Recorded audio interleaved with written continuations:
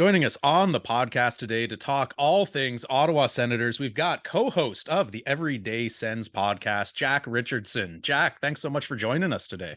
Hey, no problem. Happy to be here. And there's not, like I always say, there's nothing, never a dull day for the Ottawa Senators, man. There's always stuff to talk about. So I'm happy to be here. Yeah, I was going to say, God bless the Ottawa Senators, because just when you think you're going to ease into an off season and okay, we just got to take care of a little bit of a sale here and then we're off to the races. There's no giant looming, got to get Brady Tkachuk or Josh Norris signed to long-term deals and what that's going to look like.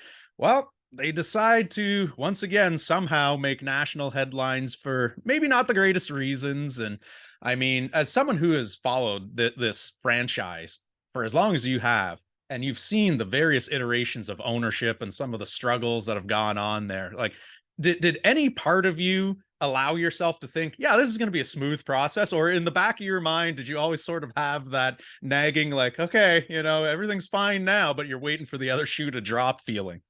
Yeah, I mean, kind of. I think when in November, I think it was Ryan Reynolds was the first name, and right when they were reportedly for sale, like I think when they got valued, I believe it was Sportico who valued them at nearly 900 million or something like that, and the dramatic increase after a calendar year. And I think when that happened, I thought it might be a bit smoother than it is now. And obviously, we don't know the details about like what's going on behind the scenes. And Nico Sparks was the first one to let us know that, obviously, on Twitter the other day. But um, I think when Reynolds was involved, and it was always going to be him, and reports kept coming out about his interest, and he was on Twitter and everything, liking Sens stuff. I think at that point, I definitely thought it was going to be pretty smooth.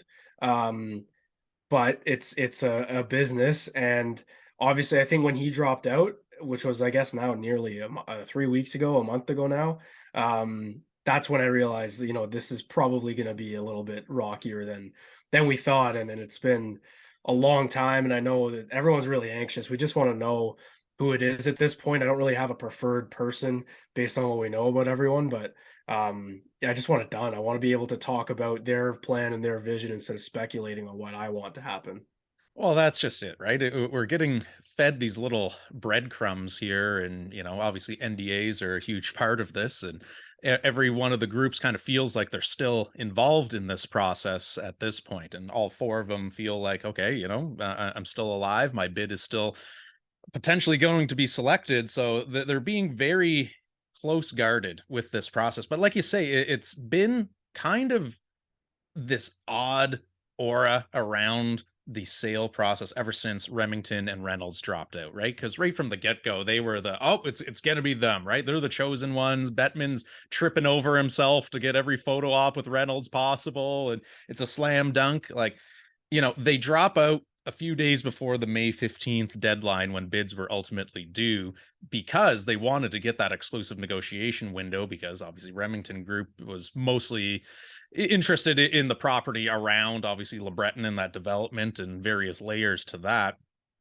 Now that we're 3 weeks removed, and they wanted essentially a 30-day negotiation window, well, we're almost like 21 days into that, still absolutely no direction as to where the sale is going to go here. Hindsight's 2020. At the time, you had a portion of the Sens fan base being like, oh, well, they're throwing a temper tantrum, that's not the process. Like, all right, fine, you don't want us, go on. Well, 3 weeks have gone by. Do we think it might have actually just been easier had we just given them the exclusive negotiation window? And had we done that, we would have already completed the sale at this point? Yeah, I mean, for sure. And I think when that came out, it was my original thoughts were, oh boy, here's the NCC again, right? And Yeah. living in Ottawa, obviously, there are other issues that they kind of, I don't want to say create, but they own a lot of land and stuff, and sometimes they can be difficult to negotiate with.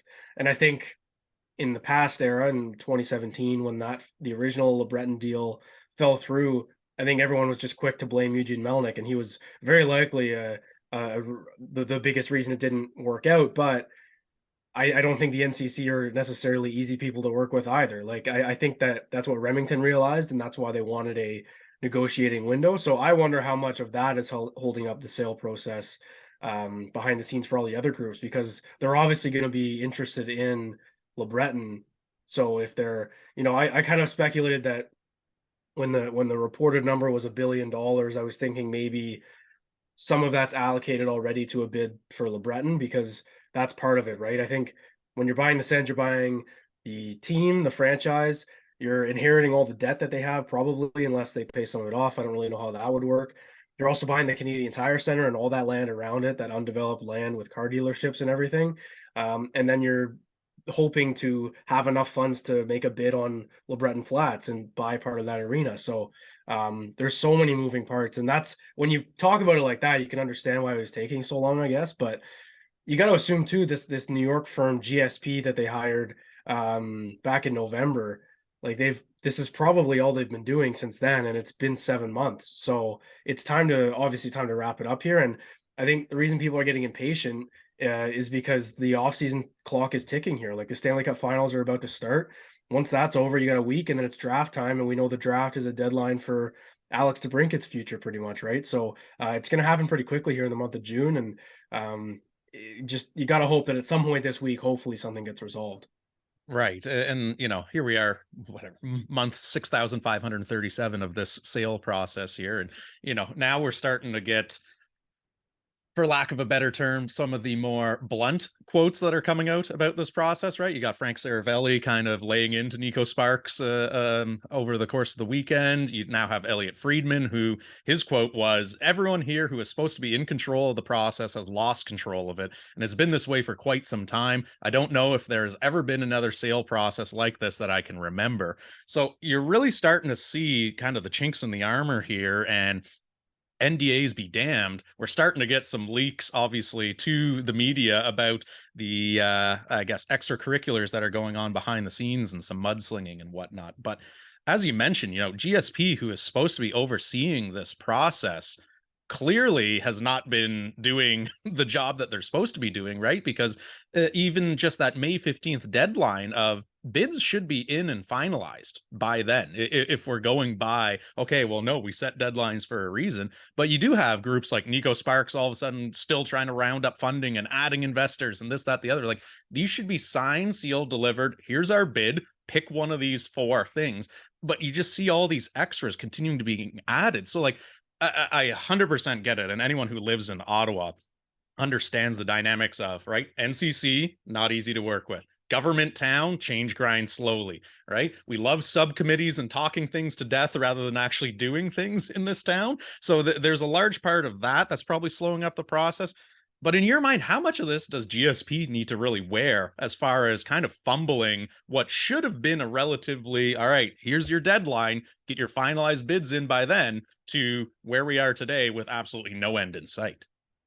They absolutely need to take some part of it, right? And I think I would imagine when you mentioned Elliot Friedman's quote about the no one who was supposed to have control has control anymore.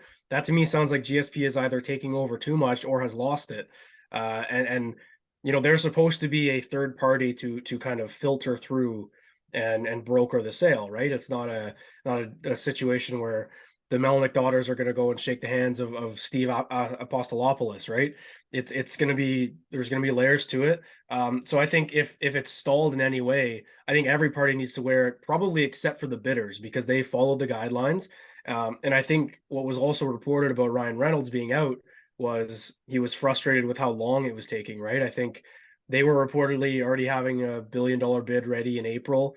And that report probably jumped up the other bids, and I'm sure that the Melnick estate wanted to see if other groups would step up and bid. But like you said, it's been over 3 weeks since bids were due.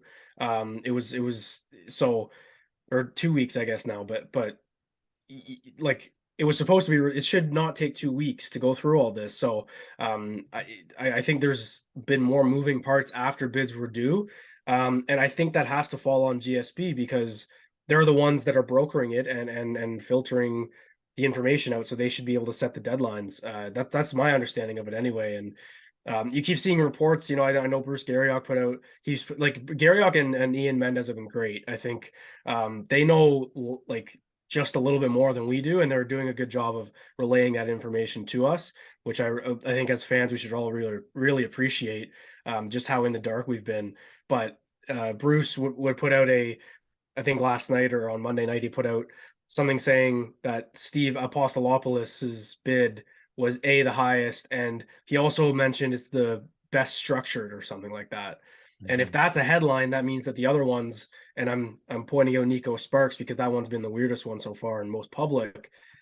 Bids like that probably aren't very well structured, which I'd imagine is also holding up this process. So it's very frustrating, and I hope we get like some kind of article or deep dive into this whole situation, like even a movie or something. Like I know Friedman also mentioned that like this is going to be a movie or something like that. So not that you want a movie being made about your sports team for things off the ice, but I'd take it, man. I think it'd be pretty interesting.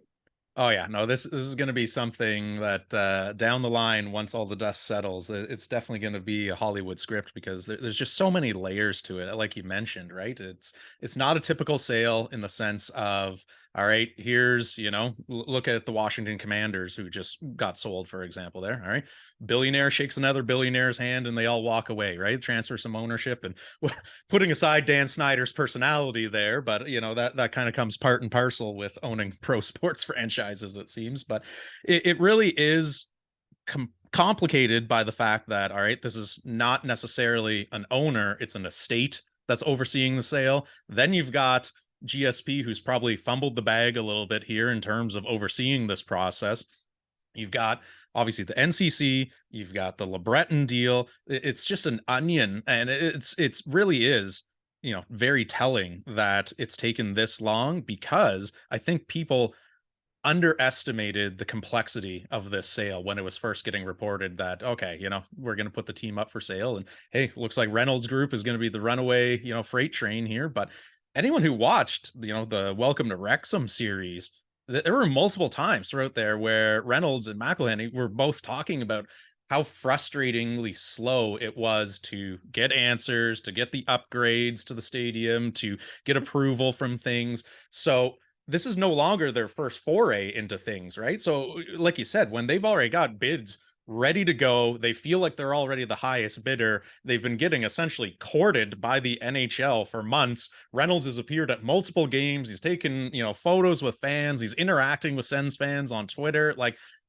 a lot of it is complicated because the group made it more complicated than it needed to be, right? And I understand that there's obviously extra layers to this. Neither you or I are in the room, so we don't have all the details, but just optics wise from the outside, it feels like a lot of this could have been avoided had they just been a little bit more straightforward with the timelines of these things. Because like you mentioned, Garriock, who has been doing his best to keep his finger on the pulse of this NDAs be damned here, has been reporting multiple, like, okay, we think by March it should be done. Okay, it's going to be delayed a month. Okay, it's going to be, and now every other tweet he sends out is essentially like, we're getting there. We're nearly there. It sounds like someone's, coming around the corner. So a lot of this, had they just set the deadlines and lived with them, I think they could have avoided it by and large. Yeah, and honestly, I was on board the Reynolds train. I didn't watch Welcome to Wrexham because I didn't want to get my hopes up, and now I'm glad I did because I waited. I will still try and get around to it, but he I think his publicity changed this whole process for every Mhm. group involved, right? You can't tell me that Nico Sparks and Snoop Dogg would have put out those videos and had Snoop Dogg be so public about it if Ryan Reynolds wasn't on another bid, right? I Mhm. think I think that absolutely had a factor to play. And not that I'm blaming him because it was great for the Sens, it was great for the market. I mean, those games he was at was electric. The players loved it, the fans loved it. It was fun to see, but I think that him being there and being so active on Twitter and engaging with Sens fans, like we said, and I think that changed the way the process has kind of unfolded. And it's just ironic now that he's not a part of it, and I think we're still dealing with those repercussions. I think I feel like Nico Sparks' bid is kind of I'm not blaming him. I'm just saying like the fact that he kept being so public throughout, like after bids were due in the last 2 weeks, adding Donovan Bailey, the Dragons Den people, Russell Peters, like that's weird to me. And I don't think any of that happens and is so public if Reynolds isn't involved from the start. Like I doubt that that he would be, Donovan Bailey would be posting a an Instagram post about the Ottawa Senators. Like he just would have joined the bid and we would have just maybe heard the name and that's it. but it's the social media push that Reynolds started, I think, has definitely delayed this kind of a little bit. And uh, it's unfortunate that he's not a part of it anymore. But because he's not a part of it, imagine if he was and it was still taking this long. There'd be a whole bunch of different questions like what's wrong with his bid? Why isn't it just pick it? It's the richest. It's the best path. And honestly, again, maybe that's why it's so held up. It's been what, 3 weeks, just under 3 weeks since he dropped out. Maybe the Melnick estate looked at his and was like, that's the winning bid regardless. And then they pulled out last second and now they got to reevaluate everything. That could be another factor too. And I know it feels like it's taking a super long time, but you know what? Actually, I'm wrapping my own head around that right now. That makes a ton of sense because we, as fans, we were all set on Ryan Reynolds, and then 4 days before final bids are due, they pull their bid. So you're the Melnick estate thinking, okay, we'll give everyone time to get to that deadline, but then we'll pick our favorite. And then your favorite pulls out right away. You actually have to reevaluate everything. So I think that could actually be like the biggest factor for why it's taking so long. Yeah. And regardless of how it ends up playing out, I think at the end of the day, the Melnick girls probably need to send a fruit basket to Reynolds' way or something like that, because by and large, it was him kind of coming over the top and making it a Hollywood-esque story here that generated a lot more interest. Because you look at what the Forbes value of the franchise was in December, it's nowhere near $1 billion.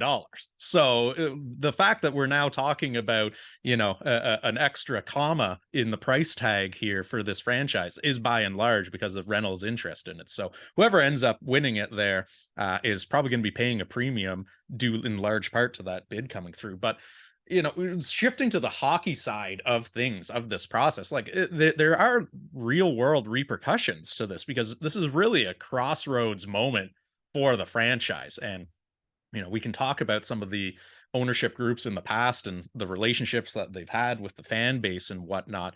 But just from a hockey ops standpoint, it now sounds like there's just a line of dominoes waiting to fall. And it extends beyond just the Senators organization, right? You've got rumors that Dubas and Spezza are very closely paying attention to what happens here, because depending on which of those four bids ends up getting selected, they might be interested in coming over, and whether that's a GM or a president of hockey operations role or whatever it ends up being, it's not signed, sealed, and delivered with all four of them, right? There might only be one or two of those groups that would be interested in bringing them in. Whereas that's also holding up the Pittsburgh Penguins search for GM as well, too, right? So there's that aspect. Then there's the fact that, all right, whoever comes in, are they going to want to put quote unquote their people in charge? Like, what does that mean for Dorian and the front office there? If Dorian ends up moving on, what does that mean for DJ Smith? Right? So there's just this whole line of things that need to happen. And it all starts and ends with that ownership group, because if you don't have someone signing the checks, you can't really nudge the franchise forward very much here. So from a hockey ops standpoint, like, what is your sort of ideal outcome? Ownership group be damned. Like, do you want to stick with Dorian and what we've got internally? Do you want to supplement and say, hey, we've already been running a pretty thin hockey ops operation here, maybe it's time to reinforce that and add a Dubas and a Spezza and bring in Alfie in some sort of role and whatnot? Or do you think it's time to just clear house and whoever gets the bid is going to put in their people? It's difficult because I think the easy answer is just clean house and let them implement their people. But like you said, they're at a crossroads, and not just off the ice, but like on the ice, right? They have to make the playoffs next season. Mhm. So it's unbelievable pressure for the new ownership group to immediately. I mean, I wouldn't say unbelievable pressure because the core is there. They don't need to go make a big swing. They just need to sign to Brinkett or figure out what to do with him. But beyond that, they've got their pieces in place.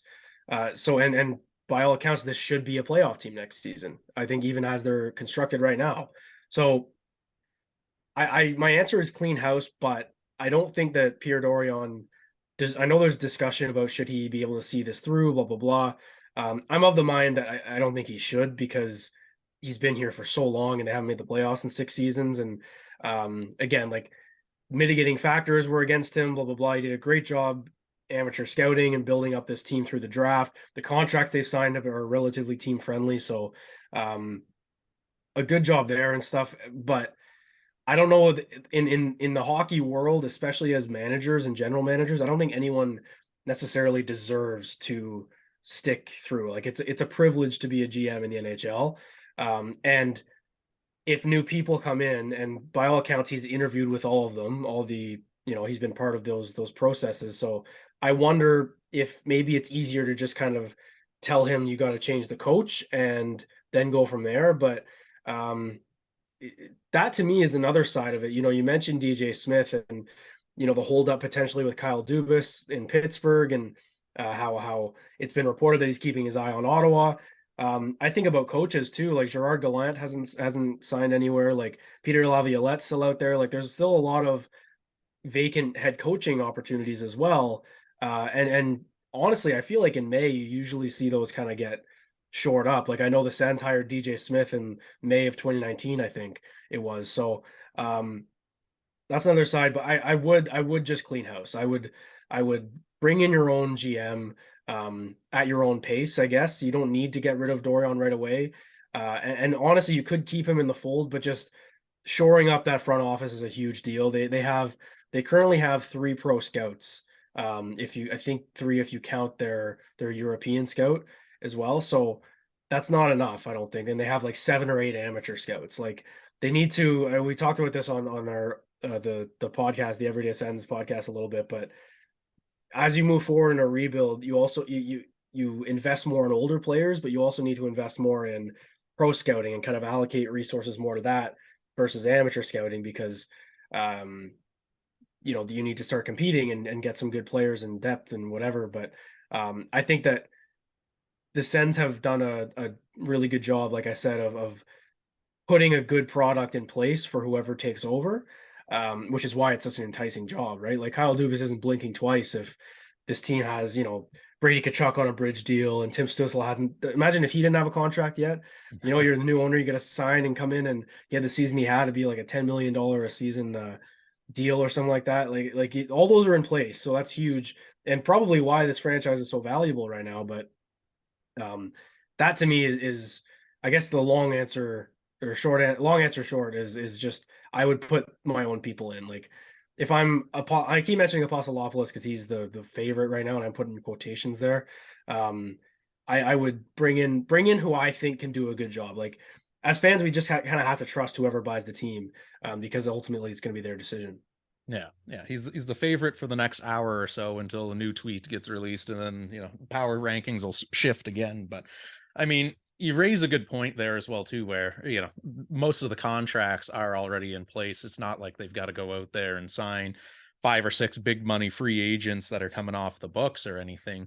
The one piece, as we've already mentioned, is DeBrincat, and time is kind of ticking on him, because if we do decide that, guess what, Ottawa is going to move on from him, the draft really is where you need to make that trade and try and recoup some assets there. And so where do you think this ultimately plays out? I know by and large, he has even come out and said he's paying attention to what happens at the ownership level, and we won't get an answer until that ultimately plays out. But do you see him as part of Ottawa's long-term future? Is it a bridge deal? Is it a complete trade? Where are you hoping that ultimately Alex DeBrincat lands this offseason? I want him to stay. I think he's primed to score 40 again next year. I've said before, I'd be more surprised if he replicates this season than if he bursts out next year. Mhm. Just based on how many posts he hit, and obviously I watch every game. I saw him. Um, the problem is he you can't justify. I don't, or you maybe can justify, but it's gonna be hard to sell if you make him the highest paid player on the team. Like if Mhm. you for a long-term deal. Now if it's just a 1 year deal, I would bring him back on a 1 year deal if he's unsure about long term, just because you have to make playoffs next year, like I said. And no matter what trade you make for DeBrincat, you're gonna lose a star. Like you're gonna probably walk away from that trade not winning, unless it's cap space or whatever it is. So that to me is where I would go. But like if I'm DeBrincat too, I don't know if I want to sign a 8 year deal right now. He's what, 25? You could maybe get away with a 3 year bridge again, which could maximize your earnings, because in 3 years the cap is going to be who knows where, right? Like it's supposed to go up by a lot next season. So if I'm DeBrincat and I've got 1 year left of team control, I'm thinking in my head, like if I have one good season, no matter where it is, I'm going to cash in so much next summer in a very, very good free agent market for 2024. So that's another factor as well. So the Sens, I know, and I wrote about it around Christmas, just with the ownership deal, like potentially signing bonuses could be in play depending how deep the pockets are of the owners, blah, blah, blah. I don't know. I think it's going to be hard to justify paying him more than Tim Stützle after the season he had. Mhm. So anywhere around 8 and 8.3 to me, like around Kachuk and Stützle, because he probably is right now the third best player on the team, even though Claude Giroux had a great year. Um, that's where I'd look for. If he's hard on the 9 million a year, then that's where I would just bite the bullet, I think, and go to arbitration. Because look, yeah, you can say bring him back on a 1 year deal, and it's going to be 9 million a year because of the qualifying offer. I think if you take him to arbitration, I don't think an arbitrator is going to give him 9 million a year, which is Mhm. good news for the Sens. If you're doing 1 year, you save some cap space. Um, so that's kind of where my head's at. But I do want to keep him, and I realize the risk of going in with a 1 year deal for next season. But worst comes to worst, you can trade him at the deadline and recoup those assets if you're not in a position to make the playoffs. But again, if you're in the playoffs, you have to just ride it out. Like treat him as a rental, essentially, right? That's kind of how I would see it. Yeah. And this is where it all circles back to the ownership here, right? Is if we knew who the owners were and what their vision was and where Dorian and co kind of fit into that long-term vision, it would be a much simpler answer because the most dangerous thing to any pro sports franchise is a GM who doesn't have job security. Because guess what? He's going to go out there and make signings and deals and whatnot that might not be in the best long term interest of the club because he's just either A, trying to protect his job, or B, this is someone else's mess to clean up because I'm not even going to be here next season. So, this is where, again, had ownership gotten put in place, and whether it was the Remington group or someone else, like had the original timelines of, kind of February, Marchish that were the originally floated out there by Garriock and co, if those had a held up, it would have been a much simpler process because right now you get an ownership group in that comes in late May, early June, whatever. All right, we're now kind of up against it. Time crunch, draft is just around the corner, right? Maybe Dorian does go out there and just say, "Yep, 1 year deal, away we go." Okay, well, that's great. But what happens if, things don't work out this season and it doesn't look like they're going to be a playoff team? We have another horrific November or something like that. And they do end up cleaning house a little bit. And DeBrincat just says, you know what? Nope, I'm going to test the free agent market no matter what here. And now we're kind of stuck in limbo, right? It's all right, we're flirting with a playoff spot, but he's gonna test free agency. Do we just trade him no matter what and kind of see what that does to our playoff chances? So again, that this is that trickle down effect that had GSP's group held everyone firm to the original timelines, the Ottawa Senators wouldn't be in this predicament like they are with Alex DeBrincat, which is kind of getting worse as the days go on. Yeah, and that's the thing. Look, and again, I don't want to lose him for nothing, and I would obviously rather recoup some assets. We've talked about maybe, a potential trade where, yeah, you're not getting a quality player like him back, but and I mentioned Andrew Kopp because it was brought up a couple months ago by the Coming in Hot podcast with Brett Wallace, Jason York, and Bobby Ryan, and they were talking about um, Andrew Kopp on Detroit as a depth guy, making about 5 million a year. He can play third, second line, and then getting couple draft picks back. Like, I think it would be that kind of deal. But we've just kind of discussed like supplementing your depth through the Alex DeBrincat trade. Like, yeah, you're gonna lose that on your second line, but we've talked about it too. You look at, I think we talked about it in the final four, like before the conference finals. Look at all those teams that were left. They have three lines that can roll out as a first line, and you can play them against anyone, and that's how you have to win in the NHL. And the Sens have done, again, like Dorian's done a great job. Finally, it took a long time, but building up this blue line, I'm very confident in the blue line right now. But the question is now on the forwards, and it's not so much their top six, but they need a good top nine.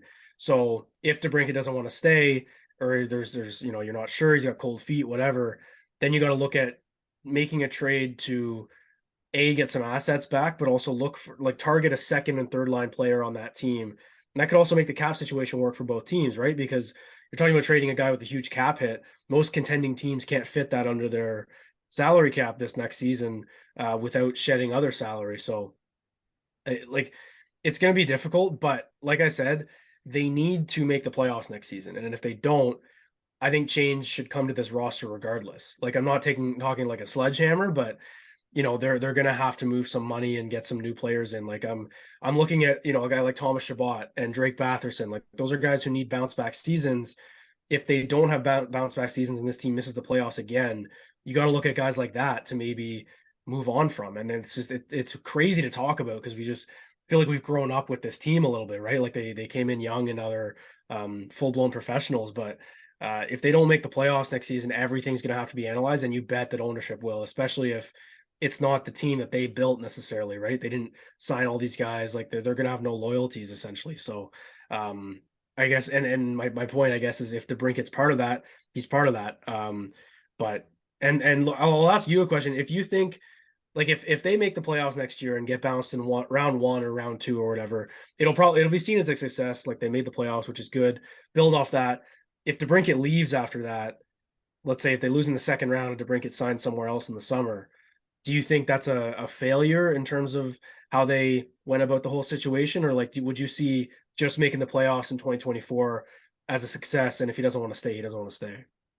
Well, you kind of got to look at it two ways, right? Like it was an absolute fleece job to get DeBrincat in the first place. So it's not like we moved out a perennial all-star and kind of like the Hosa for Heatley deal type thing where okay, we really wish we had him. So it's not going to be viewed as a failure as far as burning assets because you look at who Chicago even used their draft picks on. Okay, yeah, those might be some depth players later on, but they're not exactly going to move the needle a whole lot, and they would probably be a few years away from contributing on an Ottawa roster that even missed the playoffs as is. So I think you have to view it as a success, even if he does end up walking. That being said, though, it's every GM's job across any kind of major sport to make sure that they are using their assets properly, right? And this is one of those times where we've talked a lot over the years of how Dorian kind of had handcuffs on, right? As far as okay, Melnick wouldn't allow him to do certain things, and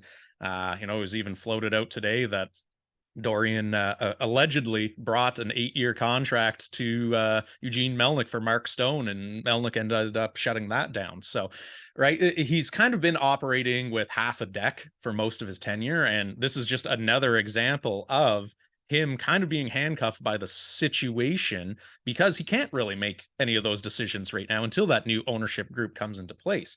But at the end of the day, I would feel much more comfortable just either, shit or get off the pot at this point here with the Brincat. Like either commit to him long term or trade him. Like I'm not overly interested if given those, three doors to kind of walk through of picking the door of let's give him a 1 year and cross our fingers that he has enough of a good time here that he signs long term next season. Because I would like that commitment there because if not, let's get some people in here who we do have some team control over and can kind of grow with this core. Yeah, you might need to prune some players here or there. And as you mentioned, if they don't make the playoffs next season, it is, everyone who's not named Kachuk or Stutzla or Sanderson should probably be very much under the microscope and, not feeling overly secure about their future in Ottawa. But that being said, making the playoffs is a huge first step because I think even the most optimistic of Sens fans out there will admit that they don't expect Ottawa's first foray into the playoffs to be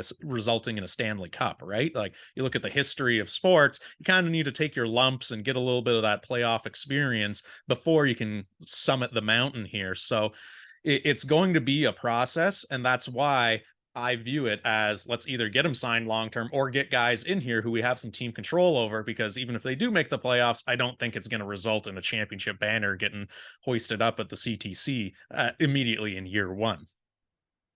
Yeah, I completely agree. It's interesting to think about, right? Like all this talk about building this core and rebuilding to become a contender, and they're not even halfway there, right? Like half the battle is making the playoffs, and you look at teams like Carolina who just can't get over the hump. Really, they can't make the finals. They haven't won a conference final game ever, or like since they won the cup in '06, and that's been one of the best teams in the league for the last 5 seasons. So things like that, I think, play a big factor into the way this team is built, right?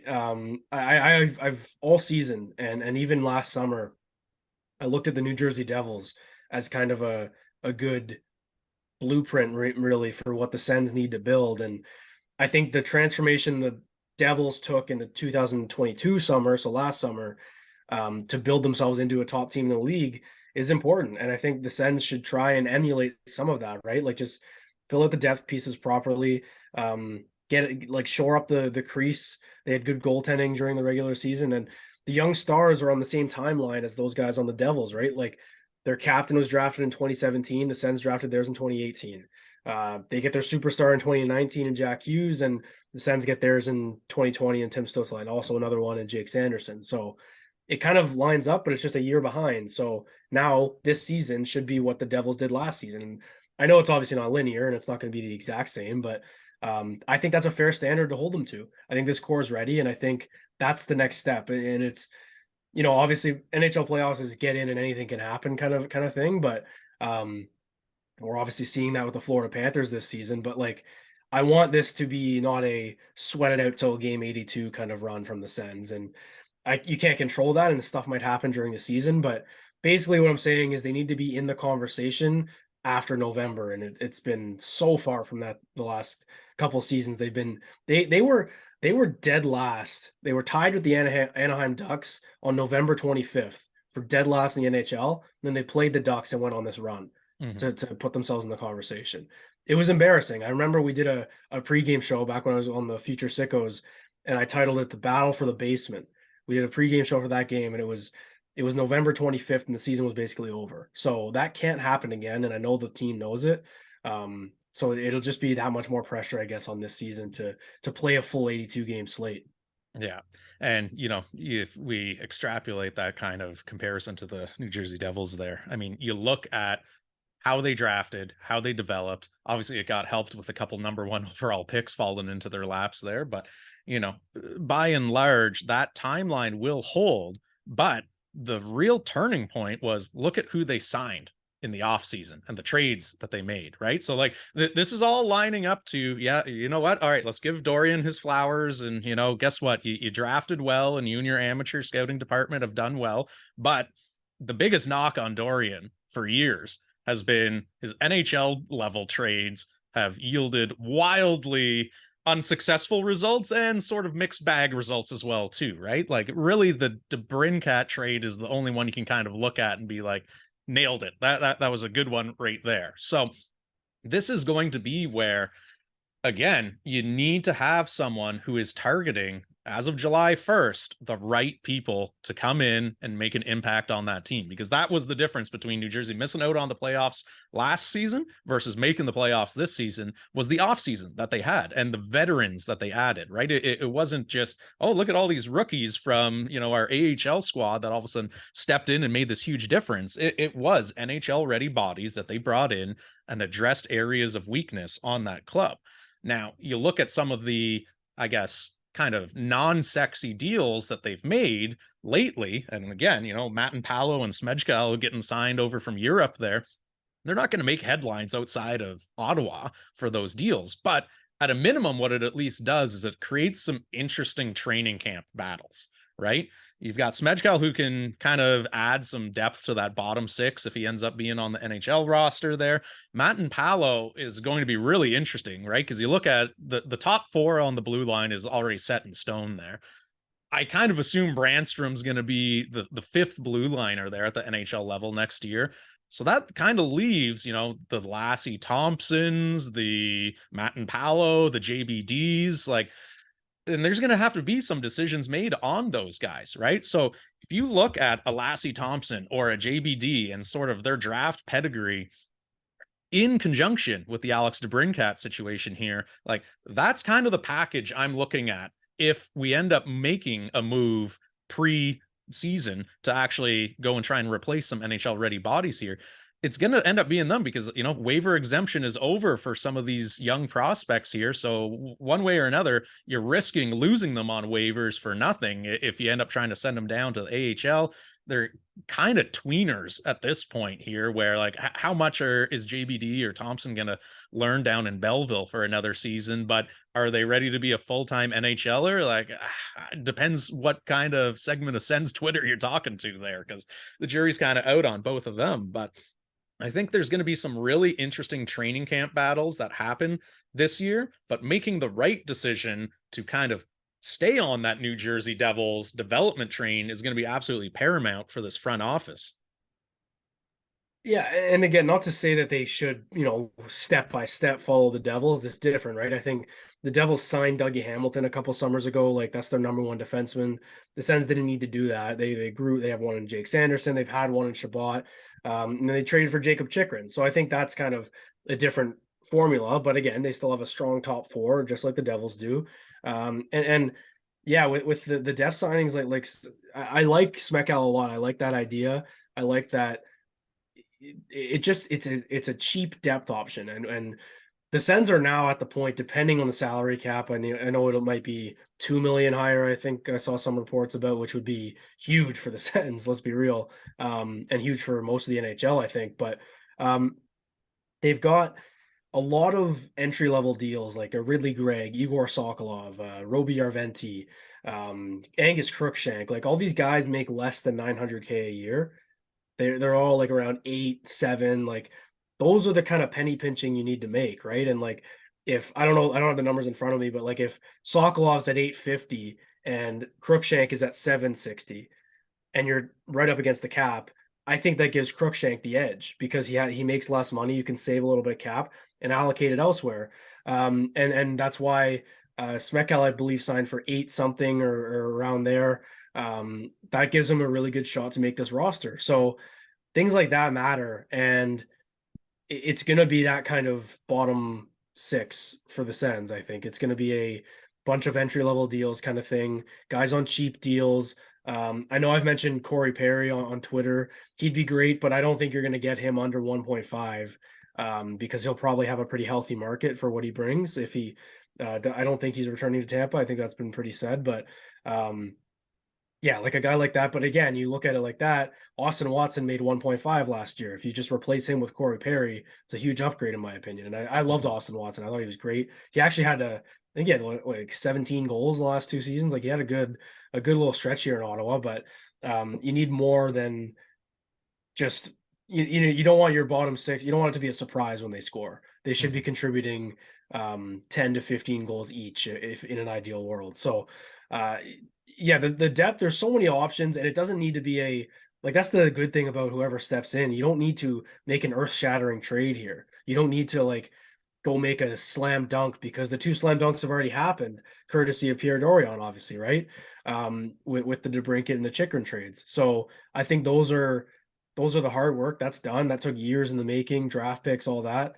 Right now, it's just about can you convince free agents to come here and sign and be depth pieces, and for good price, and you got to be a good contract negotiator for the free agents. Yeah. Now, want to touch on the fact that obviously we mentioned you got to kind of live the playoffs first before you can get to the promised land. And I mean, you've got Brady Tkachuk now who's watching his brother go on this super deep run here. And I mean, sensitive topic for you. You let the Twitter world on fire with your PGA championship tweet the other day there. But I mean, how good is this for Brady to actually go and see what it takes to get to the next level and the postseason that Matthew is obviously having? And you hear some of these comments that Brady's making as far as he's not just there for the ride, like he's taking it in and he's taking notes and he's kind of seeing what it takes to get over the hump and how to really put a team on your back, not only in the regular season, but in the postseason as well, too, when expectations are ratcheted up even more. Like, again, I think Brady Tkachuk is the prototypical player who was built for the playoffs. Like, I think regular season, he had a phenomenal one, but you're going to see him become an even more effective player in the postseason. But how good do you think these quote unquote visual reps are for him of seeing Matthew go on the run that he's currently on?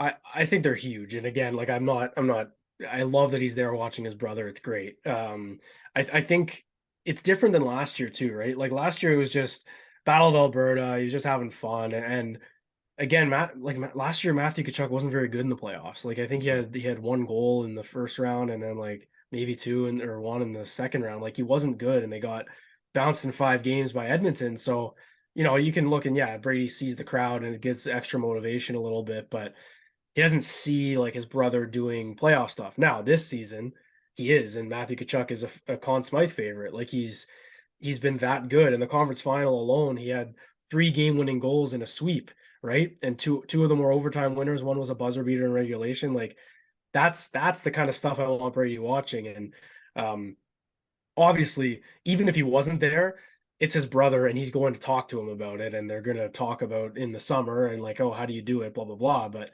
um, the thing that I like to think anyway is, obviously Matthew's got a long-term deal there in Florida, so he's not going anywhere. Brady's probably not going anywhere. Like eventually these two are going to butt heads in the playoffs, or it's going to come down to the regular season. One of them's going to make it, one of them isn't, like this season. Like they were tied at the trade deadline and Ottawa had games in hand, and then they went in two separate directions.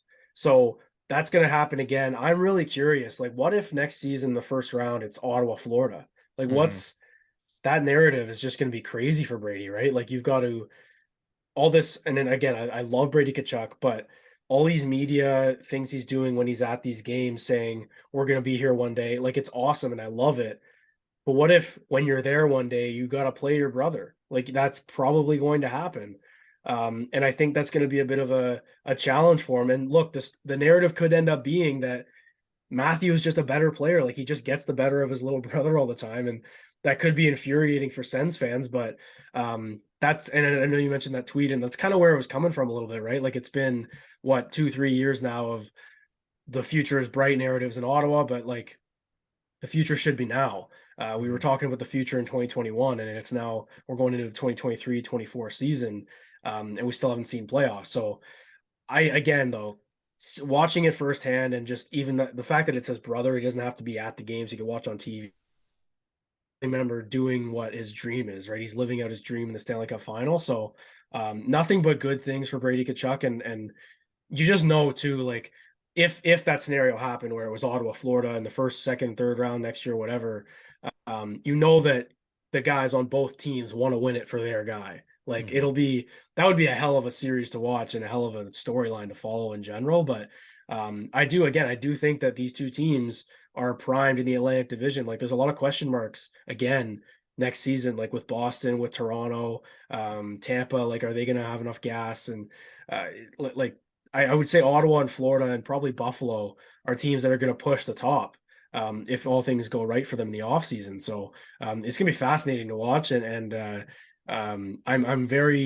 really looking forward to November, which is good because it's way sooner than next playoffs. Like that's going to tell us all we need to know about this core and how they can respond to pressure. Yeah.